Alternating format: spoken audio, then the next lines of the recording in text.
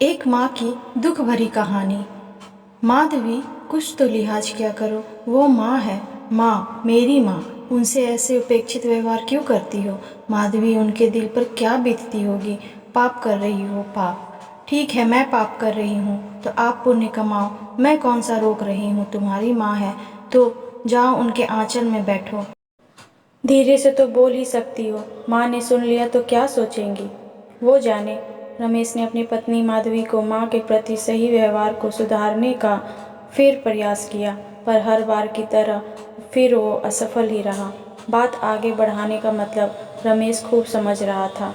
माँ का रहा सहा सम्मान भी जाना और रोज की किचकिच से अपने 4 वर्षीय मुन्ना पर गलत प्रभाव पड़ना। रमेश को कोई मार्ग नहीं सूझ रहा था। परिणाम ये हुआ कि रमेश रहता तो घर में था, पर उसकी माधवी से मानसिक दूरी बढ़ती गई। रमेश अपने ही घर में मानो अजनबी बन गया। माधवी से उसकी बात बस नाम मात्र को ही जरूरत पर होती। माधवी पर रमेश के बदले व्यवहार का कोई भी असर नहीं था। शायद उसे लगता कि रमेश इस तरकीब से उसे बेबस करना चाहता है। रमेश धीरे धीरे आत्म केंद्रित होता गया। उससे जितना समय मिल पाता या फिर जितना वो कर सकता था, माँ का ध्यान भी रखता और सेवा भी करता। इस सब से माधवी की चिढ़ माँ के प्रति और बढ़ती जा रही थी।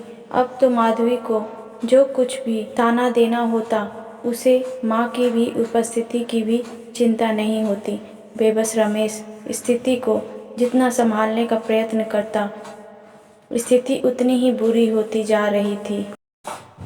और एक दिन माँ ने रमेश से कहा, बेटा, गांव से आए काफ़ी दिन हो गए हैं। मेरी इच्छा है कि कुछ दिन वहाँ रह आऊँ, सबसे मिलना हो जाएगा। बेटा, बस मुझे बस में बिठा देना, मैं खुद ही चली जाऊँगी। रमेश जानता था माँ गांव क्यों जा रही है। बेटा था उसका, क्या उसकी आंखों की भाषा नहीं समझता? पर कोई भी निर्णय लेने में असक्षम रमेश ने एक बार माधवी की ओर देखा। शायद सोचा हो कि माधवी माँ को गांव जाने से रुकने का आग्रह करेगी, पर वो तो इस सब से निर्लिप्त थी। रमेश को लगा कि माधवी माँ को क्यों रोकेगी, उसकी तो मन मुराद पूरी होने जा रही थी। मायूस सा रमेश माँ को बस में बिठाकर वापस घर की तरफ चल दिया।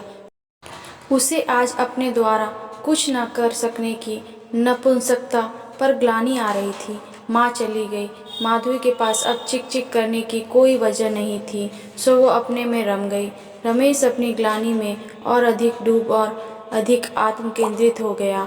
घर में मशीन की तरह रहना, बहुत कम बोलना, किसी भी अच्छे बुरे कार्य में कोई प्रतिक्रिया प्रकट ना करना अब उसका स्वभाव बन गया था।